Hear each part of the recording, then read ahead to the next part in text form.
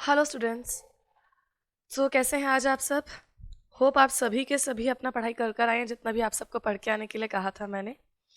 तो last class में हम लोगों ने जो टॉपिक रिवाइज किया था अपना, वो था हमारा डिजिटल पेमेंट्स, उसके types, advantages as well as disadvantages. तो इसी टॉपिक को आगे परस्यू करते हुए चलते हैं। हमारा टॉपिक का नाम है आपका डिजिटल पेमेंट्स। तो क्लास डिजिटल पेमेंट्स होता क्या था? जब हमने लास्ट क्लास में किया था तो हमने क्या पढ़ा था डिजिटल पेमेंट्स के बारे में? तो क्या था digital payments? Digital payment was electronic payments करना, जहाँ पे आप डिजिटल या ऑनलाइन मोड्स को यूज़ कर रहे थे। इलेक्ट्रॉनिक पेमेंट्स कौन से मोड यूज़ कर रहे थे? हम ऑनलाइन मोड ऑफ पेमेंट को यूज़ कर रहे थे इसके अंदर, जहाँ पे डिजिटली फंड ट्रांसफ़र हो रहे थे from one account to another, और जिसके अंदर कोई भी हार्ड कैश किसी भी तरीके का इन्वॉल्व नहीं था। इसको हमने क्या कह रखा था? आपका बेसिकली डिजिटल पेमेंट्स कह रखा था। फिर क्लास हमने जो चीज़ किया था डिजिटल पेमेंट के टाइप्स किए थे। क्या क्या था अगला पॉइंट क्लास? हमने डिजिटल पेमेंट के टाइप्स, और डिजिटल पेमेंट्स के हमने कौन कौन से टाइप किए थे फटाफट से आके देखते हैं। जो हमने डिजिटल पेमेंट के टाइप्स किए थे, उन टाइप्स के अंदर दो टाइप्स थे, एक था ट्रेडिशनल पेमेंट्स का और एक आपका लिखा था न्यू पेमेंट्स का। ट्रेडिशनल मेथड जो हमें दे रखा था उसका एक और नाम लिखा हुआ था आपका ओल्ड मेथड, और एक आपका लिखा हुआ था न्यू मेथड्स। न्यू मेथड्स में हमने 6 टाइप के मेथड्स किए थे टोटल। पहला मेथड क्या था? UPI method. यूपीआई की फुल फॉर्म क्या थी? Unified payment interface. क्या था इसका full form? Unified payment interface. ये क्या कर रहा था आपका? बेसिकली एक सिंगल एप्लीकेशन था जिसके थ्रू आप ऑल बैंकिंग फंक्शंस को परफॉर्म कर सकते थे। कोई भी पर्सन एक अकाउंट से दूसरे अकाउंट में फंड ट्रांसफ़र कर सकता था। यहाँ पे एक पॉइंट लिखा था कि ये अवेलेबल सिर्फ और सिर्फ एंड्रॉयड वर्जन के लिए ही होता है। डाउनलोड करो, आईडी क्रिएट करो, फिर यूज़ करो। एग्जाम्पल में दे रखे थे आपके फ़ोन पे HDFC बैंक की एप्लीकेशन, ICICI बैंक की application and so on. Clear है पॉइंट? फिर अगला हमने क्या था इसके बाद? IMPS की फुल फॉर्म क्या थी? Immediate payment service. इमीडिएट मतलब था इंस्टेंट, इसलिए यहाँ पे भी फंड्स ट्रांसफ़र इंस्टेंट हो रहे थे, 24/7 अवेलेबल था। और एक्सटेंशन था किस चीज़ का? आपका बिल्कुल ATMs का एक्सटेंशन दे रखा था। फिर अगला पॉइंट किसका लिखा हुआ था? भीम एप्लीकेशन। भीम में किसका पॉइंट लिखा था आपका? UPI प्लस IMPS, इन दोनों के मिक्सचर से भीम एप्लीकेशन हमारा बना हुआ था। फिर अगला क्या था? Mobile wallets. मोबाइल वॉलेट्स का एक और नाम क्या लिखा हुआ था? वर्चुअल वॉलेट्स, जहाँ पे हम क्या कर रहे थे? पेमेंट पैसे ऐड करते थे और किसी भी मर्चेंट या स्टोर पे जाके पेमेंट कर सकते थे। प्रोवाइडेड फॉर मर्चेंट आपका लिस्टेड होना चाहिए था उस सर्विस प्रोवाइडर के साथ में। जहाँ पे एग्जाम्पल हमने किसका लिया था? यहाँ पे पेटीएम का एग्जाम्पल लिया था, फ्री चार्ज, ये आपके एग्जाम्पल में लिखे हुए थे। अगला पॉइंट हमने कौन सा किया था क्लास? आधार इनेबल्ड पेमेंट सर्विस, AEPS, आधार इनेबल्ड पेमेंट सर्विस। यूजुअली क्या होता था? अगर आपको एक अकाउंट से दूसरे अकाउंट में ऑनलाइन फंड्स ट्रांसफ़र करने हैं तो आप लोग क्या करते थे? आपके पास बैंक अकाउंट नंबर होना ज़रूरी था, IFSC कोड होना ज़रूरी था, पर्सन का नाम। लेकिन अब इन चीज़ों की ज़रूरत नहीं थी। आपको सिर्फ और सिर्फ क्या चाहिए? आपको सिर्फ और सिर्फ चाहिए Aadhaar card number of the person. क्या चाहिए? आधार नंबर। जैसे ही आधार नंबर आपके पास आ जाएगा, आप फंड ट्रांसफ़र कर सकते हो, provided Aadhaar number should be linked to the bank account. But obvious उसके बिना काम हो ही नहीं सकता। फिर अगला पॉइंट कहता हमने यूएसएसडी क्या बोलता था? कि ऊपर वाली सारी सर्विसेज परफॉर्म करने के लिए इधर यू नीड अ स्मार्टफोन और इंटरनेट, पर यहाँ पर आपको इन दोनों की ही ज़रूरत नहीं थी। आप अपने फीचर्ड फ़ोन की मदद से काम कर सकते थे। कोई एप्लीकेशन नहीं चाहिए, सीधा *99#। बैंकिंग फंक्शन सारे के सारे परफॉर्म कर सकते हो। It was as simple as checking your mobile balance. Clear था पॉइंट? फिर हमने अगला पॉइंट इसमें कौन सा किया था? ट्रेडिशनल मेथड्स आ गए थे। ट्रेडिशनल मेथड में पहला पॉइंट क्या था? कार्ड्स। कार्ड्स हमारे पास दो टाइप के होते हैं, एक होता है क्रेडिट कार्ड, एक होता है डेबिट कार्ड। क्रेडिट कार्ड किसकी तरह होता है? आपका लोन की तरह होता है, जहाँ पे पैसे इमीडिएटली डिडक्ट नहीं होते। बैंक वाले उसी वक्त ट्रांजेक्शन के साथ आपके अकाउंट से मनी डिडक्ट नहीं करता है, बल्कि क्या करता है? At the end of billing cycle money deduct होती है। क्लियर है?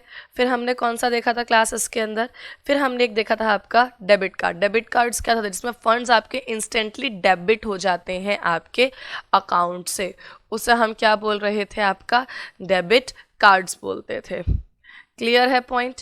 फिर एक पॉइंट आया था आपका नेट बैंकिंग। नेट बैंकिंग क्या होता था, जहाँ पे बैंक की वेबसाइट के थ्रू आप काम परफॉर्म करते थे, हर कस्टमर को उनको एक कस्टमर आईडी और लॉगिन दिया जाता था, अब जहाँ पे सारे के सारे काम वो बैंक के परफॉर्म कर सकते थे, जैसे चेकबुक इशू करवाना, एफडी बनाना, फंड्स ट्रांसफर करना, पासबुक की डिटेल देखना, सारा।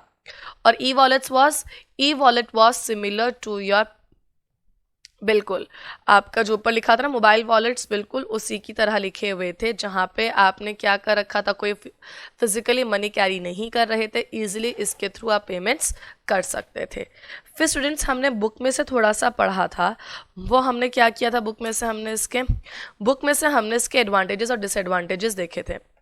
डिसएडवांटेजेस का निमोनिक हमने क्या किया था, DOT डॉट किया था, difficult for non technical person, over spending, और आपका था risk of data theft. Difficult किसके लिए था, नॉन टेक्निकल पर्सन, क्योंकि आप जब भी ऑनलाइन चीज़ों को यूज़ करते हो तो या तो स्मार्टफोन होना ज़रूरी है, या इंटरनेट होना ज़रूरी है, या कार्ड्स होने ज़रूरी है। हर किसी को जो नॉन टेक्निकल पर्सन है, like your farmers, your workers, इन्हें ये सब चीज़ें यूज़ करनी आती हो ऐसा ज़रूरी नहीं है, तो इनको डिफ़िकल्ट हो जाता है इनको यूज़ करना। इम्पॉसिबल नहीं बोला, डिफ़िकल्ट बोला है सिर्फ।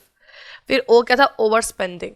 अगर कैश में एक्सपेंस होता है तो हमारे पास एक ट्रैक रहता है, ट्रैक इन द सेंस कि पर्स में इतने ही पैसे बचे हैं, इससे ऊपर नहीं बचे, तो ओवर स्पेंडिंग के चांसेस कम हो जाते हैं।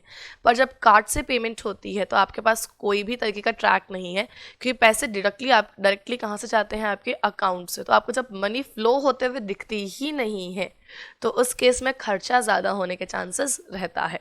फिर थेफ्ट ऑफ डेटा में क्या पॉइंट लिखा हुआ था, इसमें पॉइंट लिखा हुआ था आपका कि डेटा क्योंकि सारा ऑनलाइन है तो कोई भी हैकर इजीली डेटा को हैक आपका कर सकता था।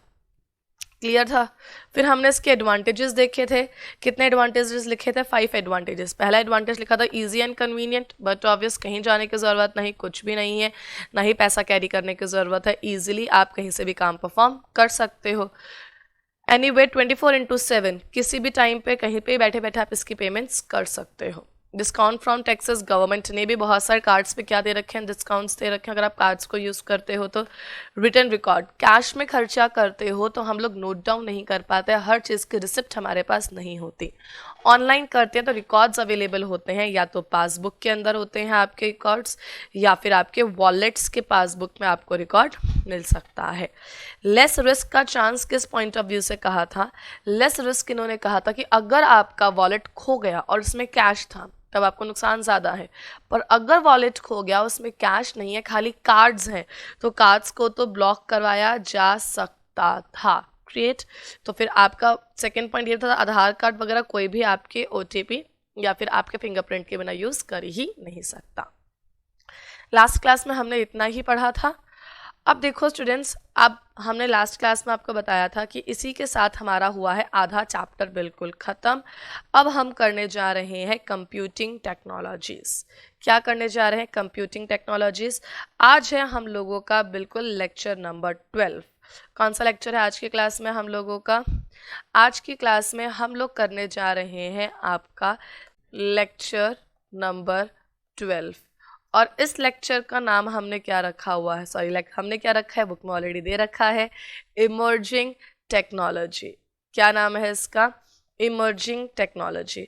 अगर हम बुक में जाके देखते हैं तो कंप्यूटिंग टेक्नोलॉजीज बहुत सारी टाइप की आपको दे रखी है। देखो हमारे पास कितने टाइप की टेक्नोलॉजीज दे रखी है, हमारे पास ना यहाँ पे 10 टाइप की टेक्नोलॉजी है स्टूडेंट्स, 10 टाइप की। अगर मैं इनको नेम आउट करूं अभी तो क्या क्या नेम है, एक नाम है हमारे पास वेब 3.0, एक टेक्नोलॉजी हमें दे रखी है BYOD, bring your own devices.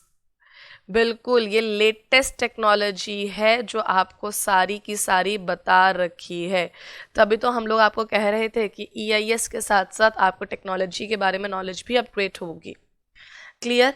एक आपका दे रखा है IoT, जिसका नाम है इंटरनेट ऑफ थिंग।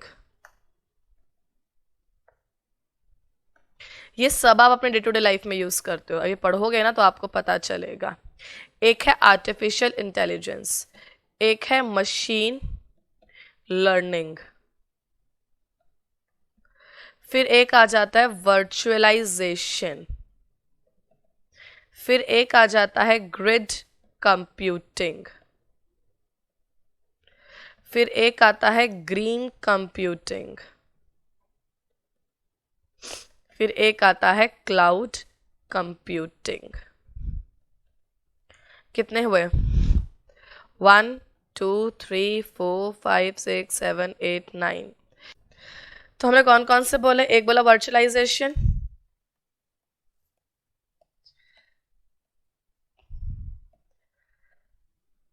फिर वर्चुअलाइजेशन के बाद में एक दे रखा है ग्रिड कंप्यूटिंग आपको, ग्रिड कंप्यूटिंग के बाद अगला आपको दे रखा है, ये ग्रिड कंप्यूटिंग ही चलता जा रहा है आपका। फिर एक टॉपिक दे रखा है आपको क्लाउड कंप्यूटिंग का।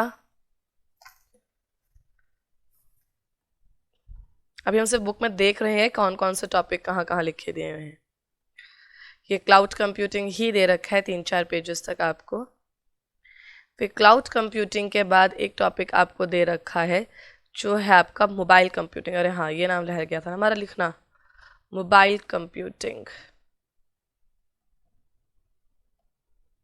हो गए 10 टॉपिक्स हमारे यहाँ पे, ठीक है। फिर मोबाइल कंप्यूटिंग के बाद में जो अगला टॉपिक हमारा है वो आपका दे रखा है ग्रीन कंप्यूटिंग का। फिर एक टॉपिक दे रखा है BYOD, bring your own devices. एक टॉपिक आपको दे रखा है वेब 3.0। फिर एक टॉपिक आपको दे रखा है, आगे अगर हम ऐसे ही चलते जाएंगे, IoT, इंटरनेट ऑफ थिंग्स। फिर इंटरनेट ऑफ थिंग्स के बाद एक टॉपिक आपको दे रखा है आर्टिफिशियल इंटेलिजेंस का। इसके बाद आपको एक टॉपिक दे रखा है मशीन लर्निंग का। आर्टिफिशियल इंटेलिजेंस के बाद मशीन लर्निंग का। तो क्लास बहुत सारे टॉपिक्स हो गए। अब देखो, अभी आपको बिल्कुल समझ नहीं आएगा कौन सा पेज पे क्या लिखा हुआ है। हम ना बीच बीच में से पढ़ेंगे सारा का सारा टॉपिक जो हम डेली बेसिस पे यूज़ कर रहे हैं ना, सबसे पहले हम वो पढ़ेंगे और उसके बाद हम आगे पढ़ेंगे। तो अब फटाफट से हम लोग चैप्टर को स्टार्ट करेंगे, चैप्टर के लास्ट से पेज नंबर 4.79। कौन सा पेज नंबर निकालेंगे आप सभी? अभी 4.79। फटाफट इस पेज पे आओ और देखो हम आज के कौन से टॉपिक के बारे में स्टडी करने जा रहे हैं। आज का हम जो टॉपिक पढ़ने जा रहे हैं उसका नाम है आपका आर्टिफिशियल इंटेलिजेंस। क्या नाम दे रखा है आपका? Artificial intelligence. 10 टॉपिक दे रखे थे, हम टॉपिक नंबर 9 से स्टार्ट हुए हैं। यहाँ पे आर्टिफिशियल इंटेलिजेंस से पढ़ना स्टार्ट करेंगे। तो क्लास आर्टिफिशियल इंटेलिजेंस के बारे में अगर हम देखें तो हमें क्या दे रखा है आर्टिफिशियल इंटेलिजेंस के बारे में? AI, artificial intelligence. होता क्या है आर्टिफिशियल इंटेलिजेंस? कभी यूज किया है लाइफ में? सोचने की कोशिश करो। कभी लूडो खेली है कंप्यूटर के साथ अपने फोन में? बिल्कुल, आजकल हम सभी फोन पे लूडो ही खेल रहे हैं बैठे हुए। चेस, ऑटोमेटिक कार्स, जहां पे कार जो है अपना गियर खुद चेंज करती है as per the speed. First gear में जाना है, सेकंड गियर में जाना है, थर्ड गियर में जाना है। और एग्जांपल्स ले सकते हैं, बिल्कुल सिरी, ओके गूगल, ये सब आपके क्या है? Artificial intelligence. Why it is called artificial intelligence? इन्हें हम आर्टिफिशियल इंटेलिजेंस इसलिए कहते हैं क्योंकि ये सभी के सभी काम करते हैं किसकी तरह?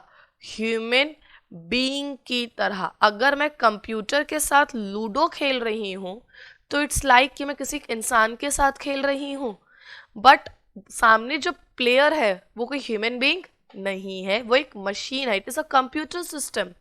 इसलिए हमने इसको रियल इंटेलिजेंस तो नहीं बोल सकते क्योंकि जो जीता जागता इंसान तो नहीं है। इसलिए इसको हमने क्या नाम रखा हुआ है? Artificial intelligence. क्या नाम रखा है हमने इसका? Artificial intelligence. तो जब मशीन ह्यूमन बीइंग की तरह सोचने लगे, समझने लगे, रीजनिंग करने लगे, जस्टिफिकेशंस देने लगे, तो उसको हम क्या बोलते हैं आपका आर्टिफिशियल इंटेलिजेंस। जैसे मैं लूडो खेल रही हूँ या मैं ऑनलाइन चेस खेल रही हूँ, तो जब मैं लूडो खेलती हूँ तो मेरे सामने कंप्यूटर भी माइंड अप्लाई कर रहा है अपना, जस्ट लाइक ह्यूमन बींग्स। या फिर जब मैं ओके गूगल से कोई बात पूछती हूँ या सीरी से कोई बात पूछती हूँ या कोई भी मैसेज टाइप करने के लिए बोलते थे, they respond like a human being, वो हमसे वैसे ही बात कर रहे होते हैं। तो इसको हम क्या बोलते हैं आपका आर्टिफिशियल इंटेलिजेंस। जब मशीन करे ह्यूमन बीइंग की तरह काम, उनकी तरह सोचने लगे, इमेजिन करे, उनकी तरह अंडरस्टैंडिंग गेन करे, उनकी तरह रीजनिंग देखे, उनकी तरह जस्टिफिकेशन देखे, तो हम क्या बोलते हैं इसको आर्टिफिशियल इंटेलिजेंस। बुक में देखो क्या लिखा है आपका आर्टिफिशियल इंटेलिजेंस। आर्टिफिशियल इंटेलिजेंस क्या होता है आपका, ये है द एबिलिटी टू यूज़, जैसे इंसानों की तरह मेमोरी को यूज़ करना, नॉलेज को यूज़ करना। मेमोरी कैसे, जैसे कि मैंने सीरी से या फिर ओके गूगल से कुछ पूछा कोई भी इन्फॉर्मेशन, तो वो अपने मेमोरी में जाके चेक करता है ना वो इन्फॉर्मेशन क्या लिखी हुई है वहाँ पे। एक्सपीरियंस को यूज़ करना, अंडरस्टैंडिंग को, रीजनिंग को, इमेजिनेशन को, जजमेंट्स को यूज़ करना। जब ये सारी की सारी एबिलिटी एग्जिबिटेड बाय मशीन है, मतलब जब ये एक्टिविटीज कौन यूज कर रहा है, मशीन यूज कर रहा है, तो उसे हम बोलते हैं आर्टिफिशियल इंटेलिजेंस। क्या बोलते हैं इसको हम आर्टिफिशियल इंटेलिजेंस। एग्जाम्पल भी दे रखे हैं इसमें, वही आपका गूगल की कार हो गई, ऑटोमेटिक कार्ड्स हो गई आपकी, और आपकी क्या हो गई, आप ऑनलाइन सीरी वगैरह हो गया। क्लियर है। तो डिफाइन में क्या लिखा हुआ है आपका, अगर मैं डिफाइन को लर्न करने की कोशिश करूं, तो डिफाइन में हमें क्या दे रखा है क्लास, डिफाइन में हमारे लिखा हुआ है कि जब, कब, जब यूज करने लगे कौन कौन सी चीजों को, आपकी मेमोरी को, जजमेंट्स को, इमेजिनेशंस को, रीजनिंग को, नॉलेज को। क्लियर है। और जब ये सब चीज़ें कौन यूज़ करने लगेगा, मशीन, तो वो किसके इक्वल बन जाता है, वो बन जाता है आपका आर्टिफिशियल इंटेलिजेंस के इक्वल। किसके इक्वल बन जाता है, वो आपका आर्टिफिशियल इंटेलिजेंस के इक्वल बन जाता है। तो जब कौन कौन सी चीज़ें मशीन यूज़ कर रही है, memory, judgement, imagination, reasoning, knowledge या जस्टिफिकेशन, इन सभी की सभी चीज़ों को एंड सो ऑन जब मशीन यूज़ करेगा, तो उसे हम क्या बोलते हैं, उसे हम बोलते हैं आर्टिफिशियल इंटेलिजेंस का यूज़ करना। अब देखो अपने पास क्वेश्चन क्या क्या बनते हैं, अपने पास बनते हैं इसके दो क्वेश्चंस। एक क्वेश्चन तो बनता है इसका अपने पास में एप्लीकेशन का, किसका क्वेश्चन बनता है एक अपने पास में इसका एप्लीकेशन का क्वेश्चन, और एक क्वेश्चन हमारे पास बनता है इसका रिस्क का। कितने क्वेश्चंस बनते हैं अपने पास इसके, दो क्वेश्चन। एक तो डिफाइन हो गई, डिफाइन में क्या लिखा था हमारे पास में, जब ह्यूमन बीइंग की तरह memory, judgement, imagination, reasoning, knowledge, justification, ये सभी की सभी चीज़ें कौन यूज़ करने लग रहा है, अगर ये सभी की सभी चीज़ें मशीन यूज़ करने लग रही है, तो इसको हम बोलेंगे आर्टिफिशियल इंटेलिजेंस। अब देखो एप्लीकेशन एरियाज इसके कहाँ कहाँ पर है। पहला एग्जाम्पल वही हो गया आपका ऑनलाइन असिस्टेंस। ऑनलाइन असिस्टेंस में हमने एग्जांपल दिया था आपका सीरी का और ओके गूगल का। फिर एक हो गया आपका ऑटोमेटिक कार्ड्स या ऑटोमेटिक व्हीकल्स जो आपके हो गए हैं वो इसमें आ जाते हैं। फिर आपका हो गया ऑनलाइन गेम्स खेलना, इसके अंदर आ जाता है। ऑनलाइन मैथ्स के क्वेश्चंस को सॉल्व करना, मैथ्स की प्रॉब्लम्स को सॉल्व करना। इवन आज के टाइम तो मेडिकल लाइन के अंदर भी ये यूज़ हो रहा है। कभी न्यूज़ सुनी है कि ऑपरेशंस वगैरह मशीन्स कर रही है आज के टाइम पे। इवन मेडिकल लाइन में भी डायग्नोसिस के टाइम पर कौन यूज़ होते हैं, आपके मशीन्स यूज़ हो रहे हैं। और कौन कौन सी चीज़ें आ जाती हैं, आपका जो सर्च इंजन है वो भी एक तरीके का क्या है, ऑनलाइन असिस्टेंस ही होता है। क्लियर है। बुक में देखिए फटाफट से क्या क्या लिखा है पॉइंट। तो बुक में हमने सबसे पहले डिफाइन किया था एबिलिटी टू यूज़, क्या क्या यूज़ करने की, मेमोरी को, एक्सपीरियंस को, नॉलेज को, अंडरस्टैंडिंग को, रीजनिंग को, इमेजिनेशन को और जजमेंट को। जब ये सब चीज़ें कौन यूज़ कर रहा है, एग्जिबिटेड मतलब यूज्ड बाय मशीन, तो हमने उसको क्या कहा है, आर्टिफिशियल इंटेलिजेंस बोला है। क्लियर है पॉइंट? अब देखो क्लास, हमने फिर इसमें क्या बोला आगे कि इसकी एप्लीकेशन एरियाज को देखना था। एप्लीकेशन एरियाज में पहला एग्जांपल वही ऑटोनॉमस, मतलब आपकी ऑटोमेटिक कार्स हो गई, जहाँ पे कार्स सेल्फ ड्राइविंग या ड्रोन्स आ जाते हैं। ड्रोन्स पता है क्या होते हैं आपके?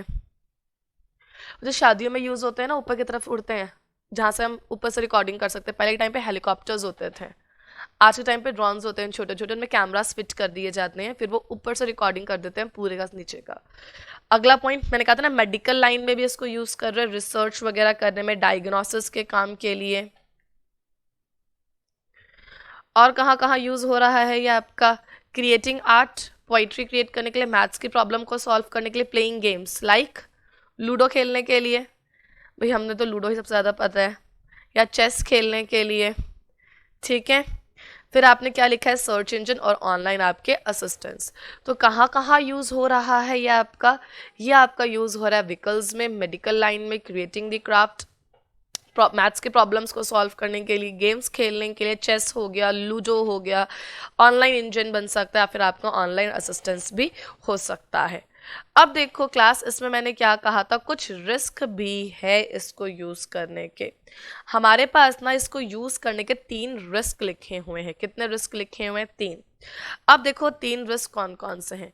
इन 3 रिस्क में से पहला रिस्क लिखा है, अगर ह्यूमन बीइंग ज्यादा मशीन्स को यूज करेगा तो बचपन में जो हम पढ़ते आए थे, उसकी क्रिएटिविटी क्या हो जाएगी? किल हो जाएगी। अगर हम ज्यादा डिपेंडेंट हो गए किस पे? आर्टिफिशियल इंटेलिजेंस पे, तो इसका रिजल्ट निकलेगा कि हमारी जितनी भी क्रिएटिविटी है वो सारी किल हो जाएगी, क्योंकि हम डिपेंडेंट किस पर होते हैं? हम 100% डिपेंडेंट होते हैं मशीन्स पे, तो क्रिएटिविटी की दिक्कत आपको आ सकती है। अगला पॉइंट जो इसके अंदर आपका लिखा हुआ है, वो एक पॉइंट लिखा है, अगर सारा का सारा काम रॉबर्ट्स, चिट्टी याद है रॉबर्ट मूवी का? अगर सारा का सारा का काम आपके यही परफॉर्म करेंगे तो इजीली इनका मिस यूटिलाइजेशन हो सकता है। अगर उस मूवी के अंदर आपको याद है तो चिट्टी को गलत इंस्ट्रक्शन देकर कोई भी काम करवा सकता था, तो इनके अंदर ना एक किल बटन होना ज़रूरी है, ताकि अगर इनको कोई भी मिस यूटिलाइज करे तो ये अपने आप को क्या कर सके? किल कर सके।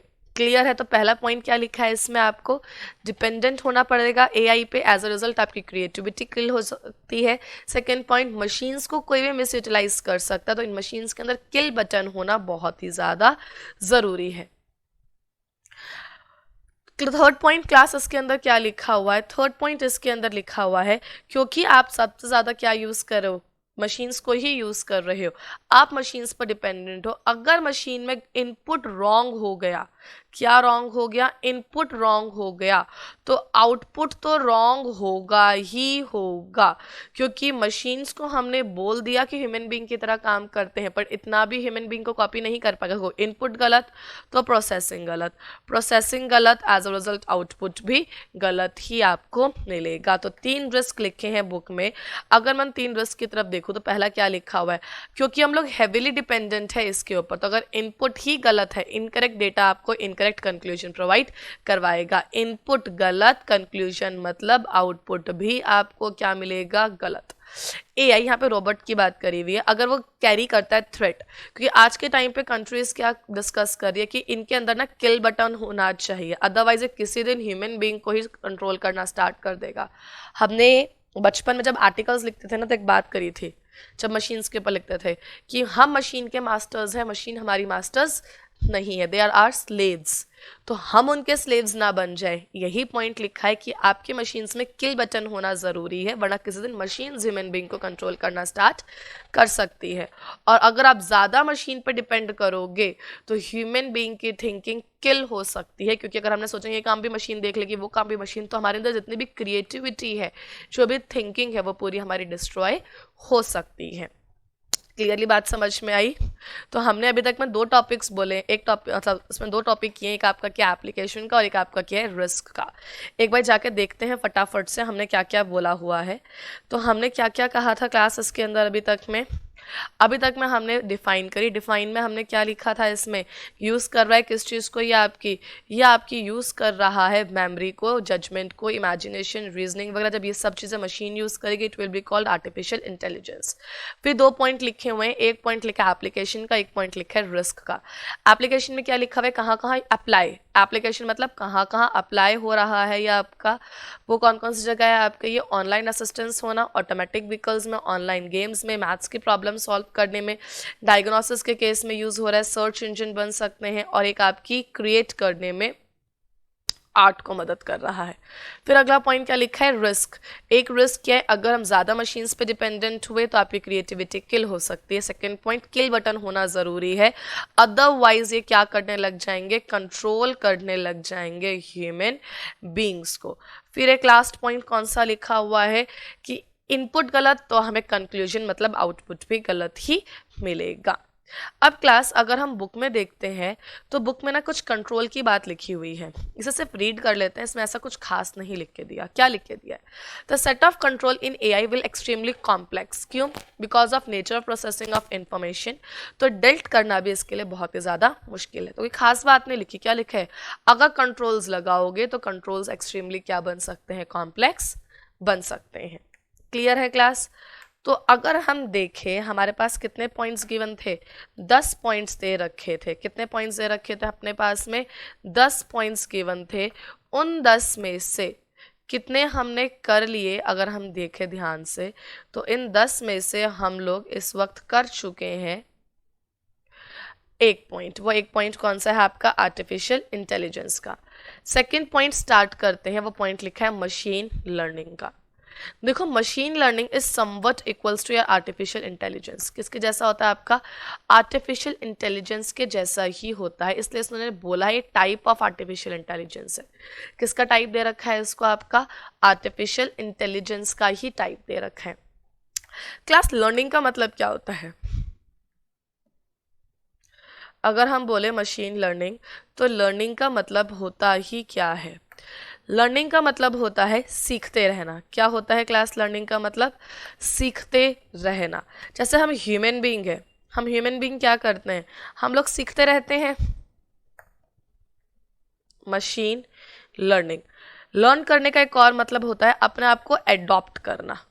क्या करना, एडॉप्ट करना एज पर द सिचुएशन। जैसे हम लोग क्या करते हैं, सिचुएशन के अकॉर्डिंग खुद को चेंज करते हैं, सिचुएशन के अकॉर्डिंग खुद को एडॉप्ट कर लेते हैं, कर सकते हैं।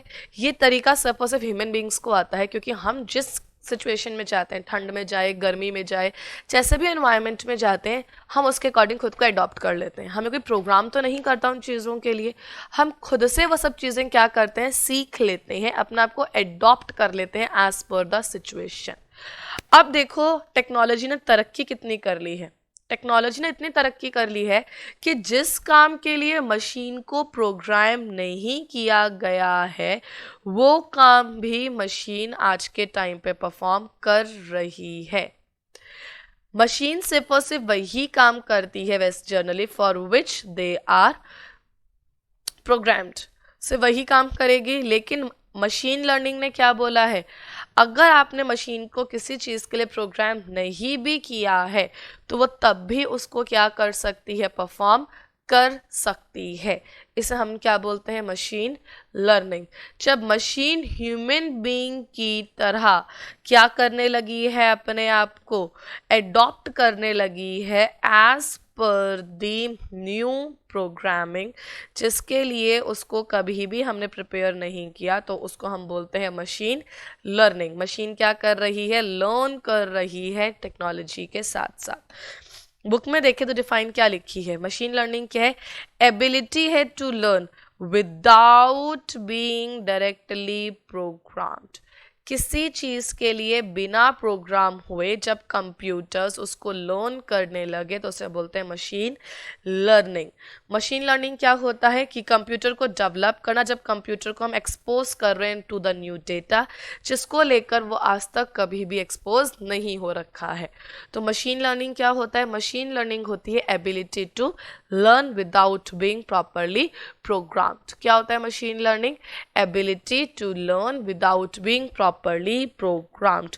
अब कंप्यूटर्स क्या कर रहे हैं, मशीन लर्निंग फोकस करता है डेवलप करने पे कंप्यूटर प्रोग्राम्स को, जब आप उन्हें क्या कर रहे हो, एक्सपोज करते हो टू द न्यू डेटा। मतलब जब नए डेटा से मशीन को एक्सपोज किया जाएगा तो मशीन उसके अकॉर्डिंग खुद से काम परफॉर्म करने लगेगा।